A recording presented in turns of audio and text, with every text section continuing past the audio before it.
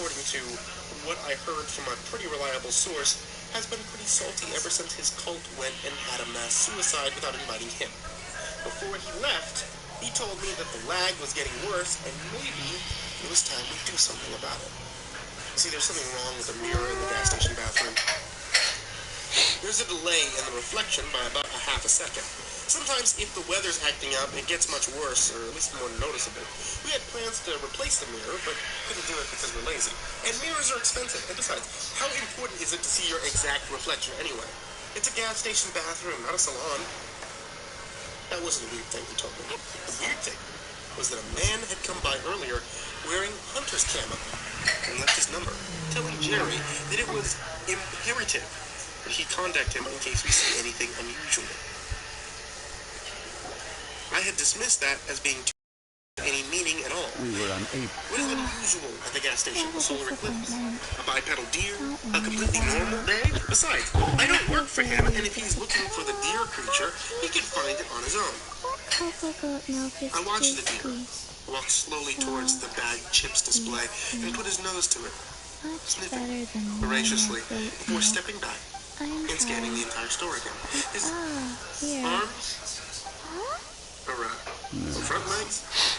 I'm not sure. I owe you both. Dangled at his sides with cloven hose as he walked over to the refrigerator drink case. He tapped the glass a couple times with his antlers before figuring out how to reach out and pull the door.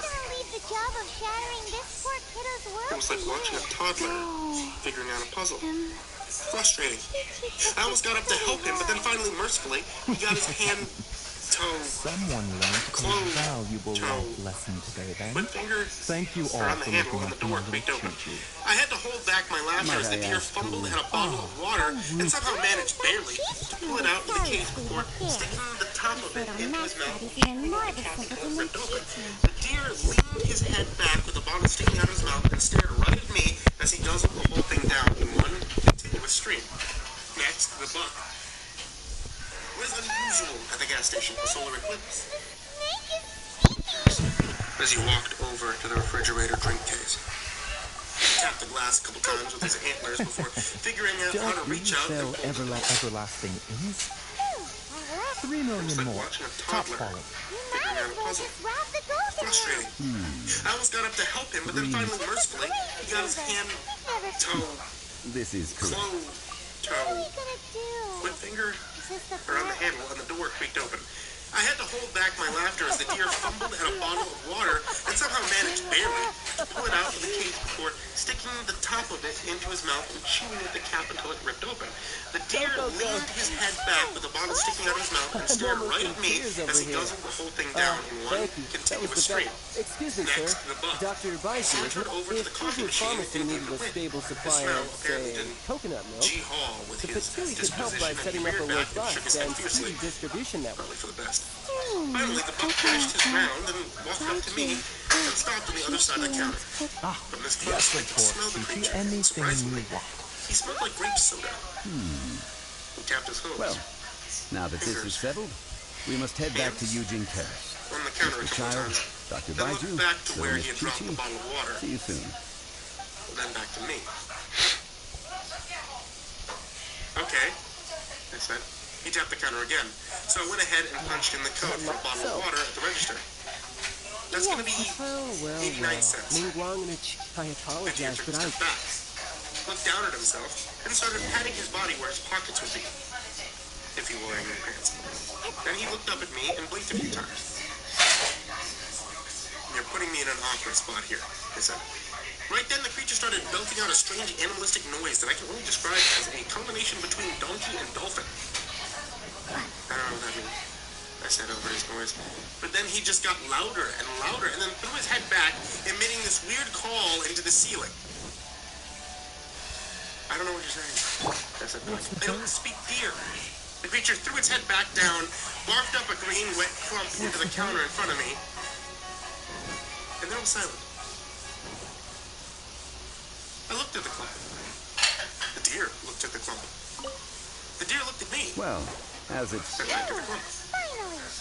Well, Oh, Traveler, I reached out, I grabbed it by the corner. Sure enough, the deer had coughed up a mucus-covered the $1 bill. question is that to treat you to a meal. Okay. Oh, Tonight I shall take this off on a dish rag.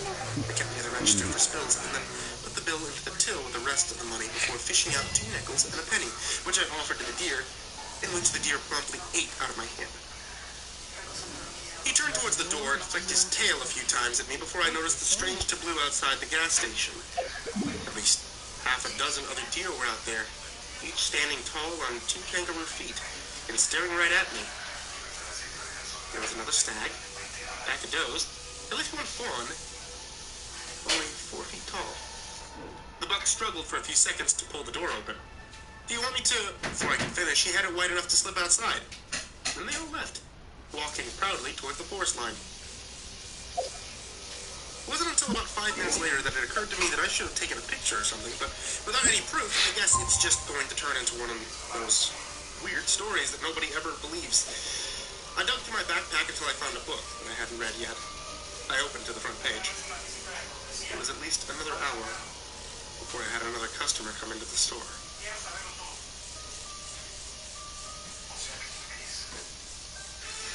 In case you were following along with the events of the gas station on my blog, I apologize that my website's been taken down so abruptly. For some reason, the city council found my public record of local events to be troubling, to the point that they had to hire a fancy Orwellian legal team to bury me in cease and desists. I'm right back. But as of last week, it looks like my entire site's been retroactively erased from existence. Presumably, these are the same guys who've been scrubbing all mention of our town from the internet.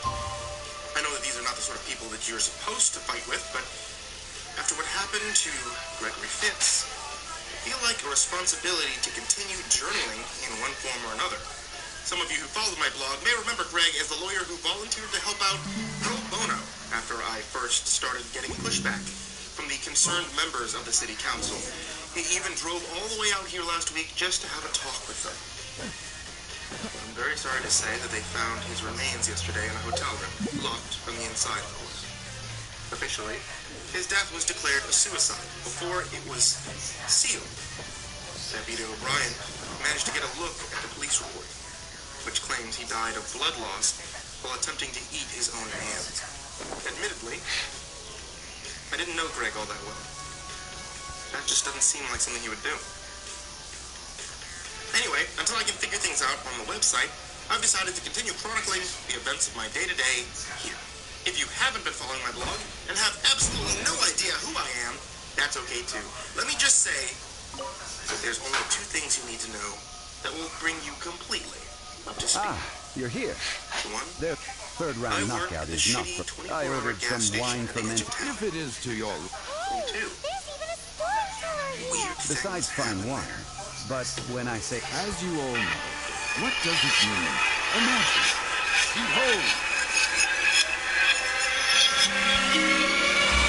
They say that when Lady Ningguang ponders important affairs, she retreats to her jade chamber with none but her 3 closest confidants in tow.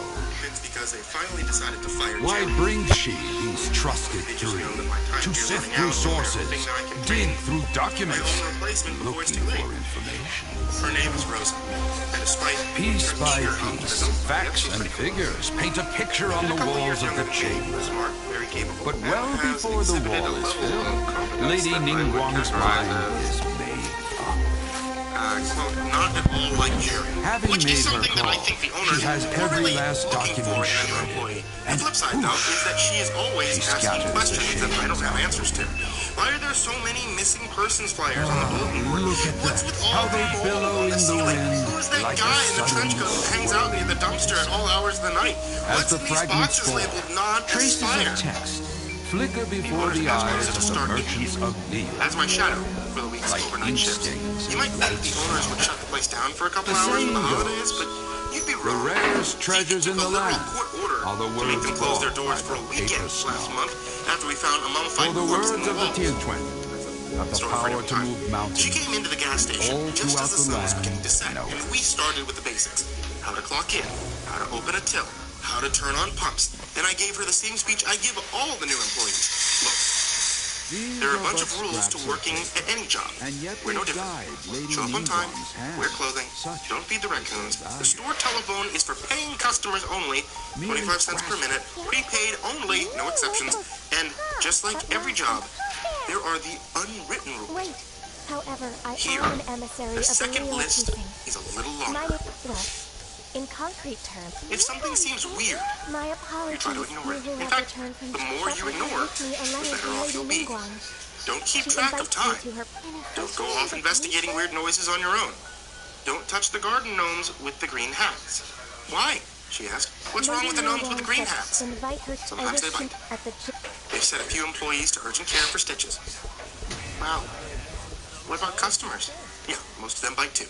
Okay, what can you tell me about... You know? You know? She whispered this next part with a sly grin. The animals. This was the moment I first realized that Rosa's steadfast and defiant curiosity might be a problem. What about the animals? I asked. Well, I heard a rumor from Jerry that the woods way out here past the edge of town are full of strange fauna, and sometimes, when night falls, the inhabitants of the forest get brave and wander closer to the gas station. She said the whole thing in that stupid, spooky Vincent Price voice you use when reading a ghost story to a group of first graders. Jerry, you idiot. Look, Jerry says, and smokes, a lot of things. I wouldn't pay much attention. He also told me something else, she confessed. Is it true that you can't fall asleep? Yeah, it's true. That's pretty cool. No, not really. Right on cue, Jerry walked into the gas station wearing nothing but a wife-beater jeans and a camo trucker hat covered in fresh snow. Some people like to go home once their shift ends. Some people even manage to stay away from their place of employment all the way until their next shift begins. But as he reminds me time and time again, Jerry is not, quote, some people. You guys, it's colder than a stepmother's kiss out there. As usual. He didn't wait for any response. He just grabbed the bottle of whiskey off the shelf, then walked up to Rosa and pointed at a pack of Marlboros.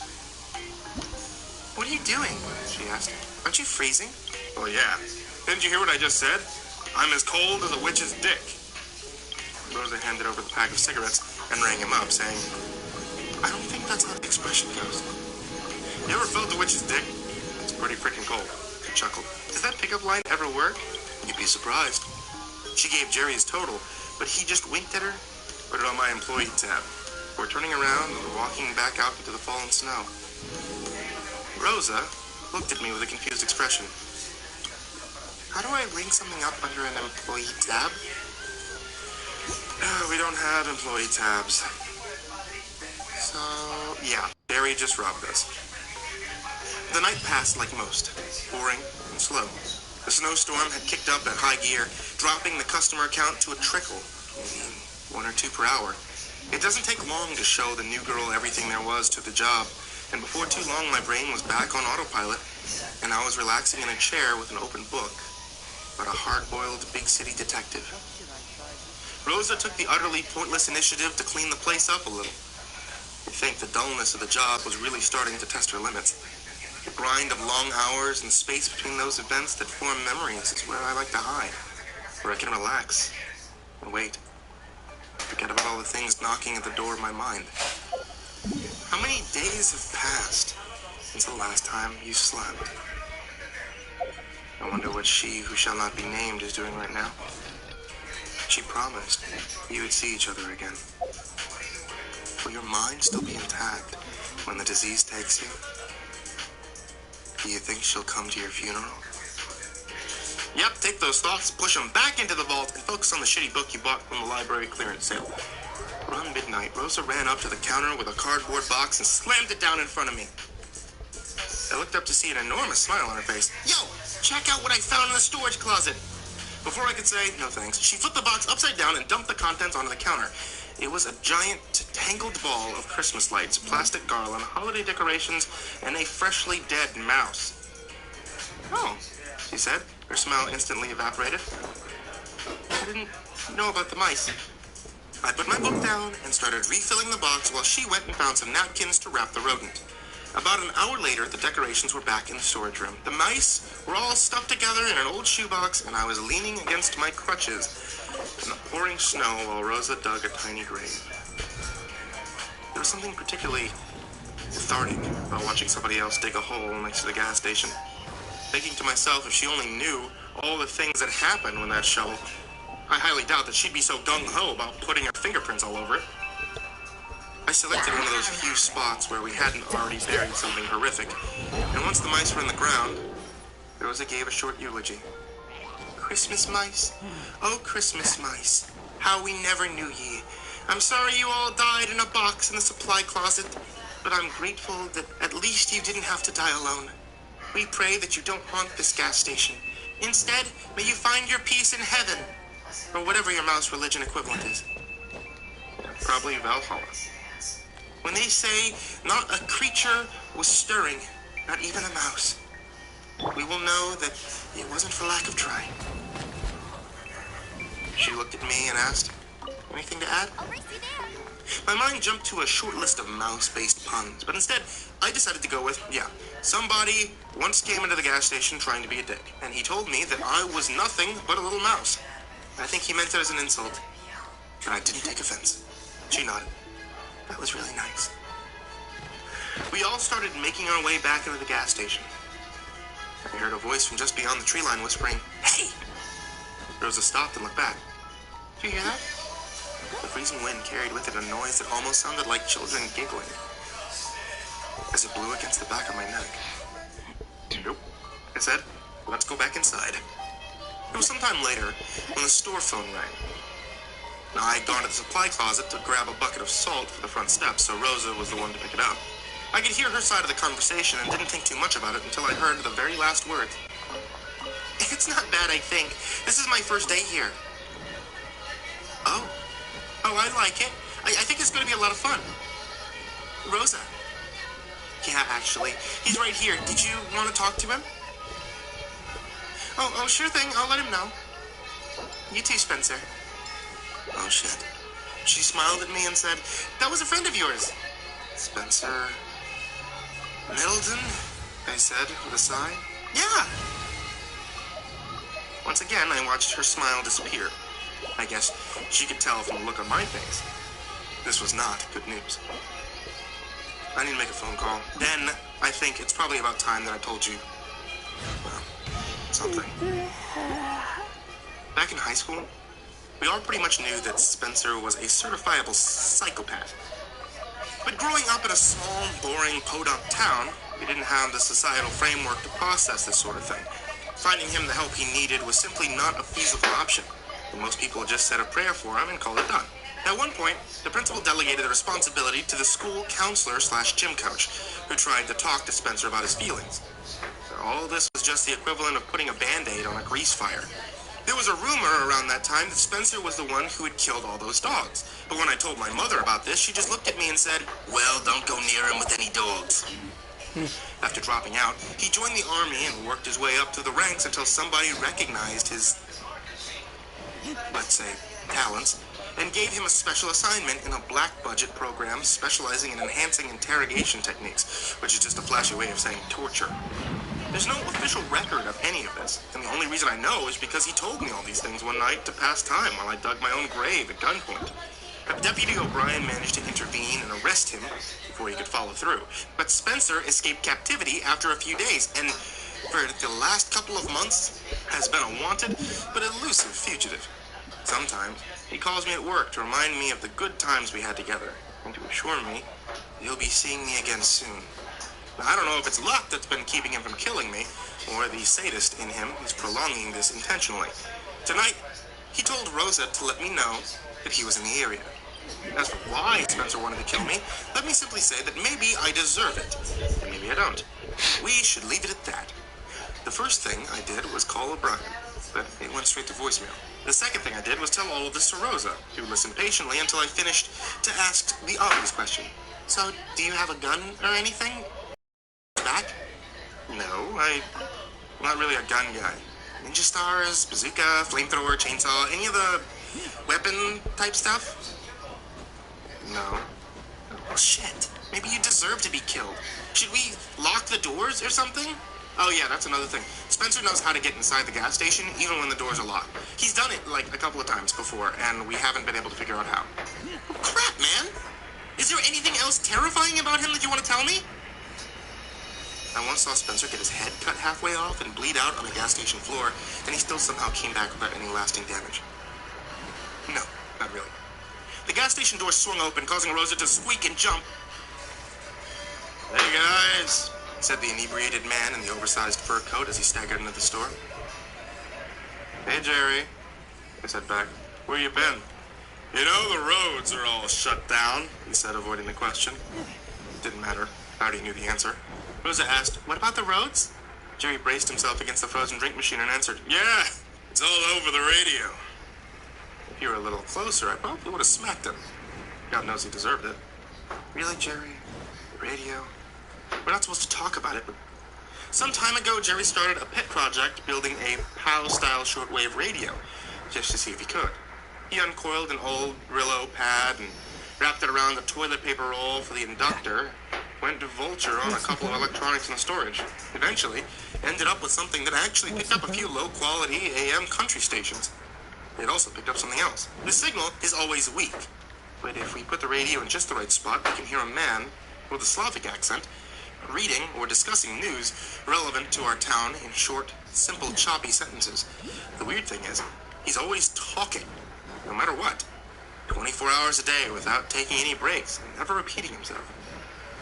The temperature is 84 degrees. There are 3 more people in town than yesterday. The ratio of pig to human in town is approximately 2.078 to 1. The mayor's wife is asleep. The time is 24 hours and 16 minutes. The butcher shop is closed. The light is on at the high school gym. He talks about people in town, where they're eating for dinner, how many pairs of shoes they own, their favorite clothes and numbers, random facts, sometimes connected, sometimes not. We did a couple of experiments and learned that the radio signal gets a little stronger the further we go into the woods. And once we get past the gas station heading into town, the signal drops to nothing. We listened to him off and on for a few days, as well to starve off boredom during slow shifts. But eventually we started to get a little concerned. The things he reported on were always so specific and bizarre. And some of what the voice repeated, nobody should have been able to know. Who didn't love who anymore? What high school student was about to find out she was pregnant? Which local business was about to receive a random health inspector visit? How many days the milk at the grocery store had left before it turned bad? And who was going to buy it? And when? We had theorized it was just an elaborate work of fiction until one day the voice announced Sean Buckley's death in a car accident 8 hours before it happened. Then the voice started talking about us. Talking to us, even. There's a man at gas station. He uses name Jack. He still has one baby tooth. He has been diagnosed with fatal familial insomnia. He is threat level 8. He is aware of transmission. There is another man at gas station. His name is Jeremy. He is threat level Echo. He is aware of transmission. He is 30 years old. He is looking at Jack. The men at gas station have built transmission receiver. Jeremy at gas station is moving towards transmission receiver. He is dismembering transmission. After that night, we made a pact to never listen to the radio again. And to add the transmission to that long list of try and forget stories, I think what most people swear on their lives not to do